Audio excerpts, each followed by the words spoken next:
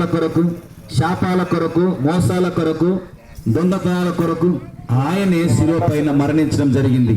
అంటే మనం ఇక ఎన్నడూ అలాంటివి చేయకూడదని, మనం అందరం మంచి మార్గాలు నడవాలని, ముక్తి మార్గం నడవాలని ప్రభు ఆశించి ఏం చేశాడు? తన కుమారుని శిలువ పైన అప్పగించాడు. శిలువ పైన అప్పగించడం ద్వారా అనేకులు రక్షణ మార్గము, అనేకులు ప్రభు నిజమైనదో తెలుసుకుంటకు ఇది మంచిదని ఎరిగి ఉన్నారు. తండ్రి చిత్తం అది ఉంది, అలాగుంది కనుక మనం కూడా ఏం చేయాలంటే, ఆనాడు యేసుక్రీస్తు ప్రభుల వారు ఎందుకొరకు ఇలా చేశాడో మరి దాని యొక్క ఆంతర్యాన్ని మర్మాన్ని గ్రహించి మనం కూడా చక్కగా మంచిగా ఉండటకు, మంచిగా నడుచుకున్నటకు, భక్తి జీవితాన్ని కలిగి ఉండటకు దేవుడు మనకు సహాయం చేయనట్లుగా ప్రార్థన చేసుకోవాలి.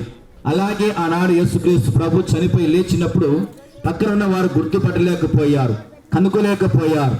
అప్పుడే ఆయన ఎదురుపడి ఇదిగో అమ్మా అని పిలిచినప్పుడు అప్పుడు బోధకుడు అనగా రబ్బుని నీవా అని అనగలిగారు.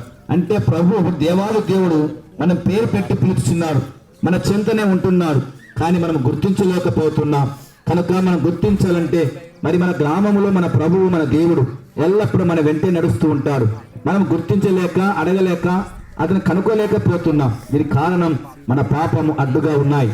కనుక వాటిని తొలగించుకొని యేసే రక్షణ మార్గంలోకి మనం అందరం వెళ్ళి ఆయన నిజమైన దేవుడు తెలుసుకొని రక్షణ పొంది, మారు మనసు పొంది మరి ప్రభు బిడ్డగా మనం జీవిస్తే అష్ట ఐశ్వర్యాలతో, సుఖ సంపదతో, సంతోషంతో, ఆనందంతో మనం ఉంటామని, మన గ్రామం అంతా లాగా ఆశీర్వదించబడుతుందని దేవుని మాటలను బట్టి తెలియజేస్తున్నాను.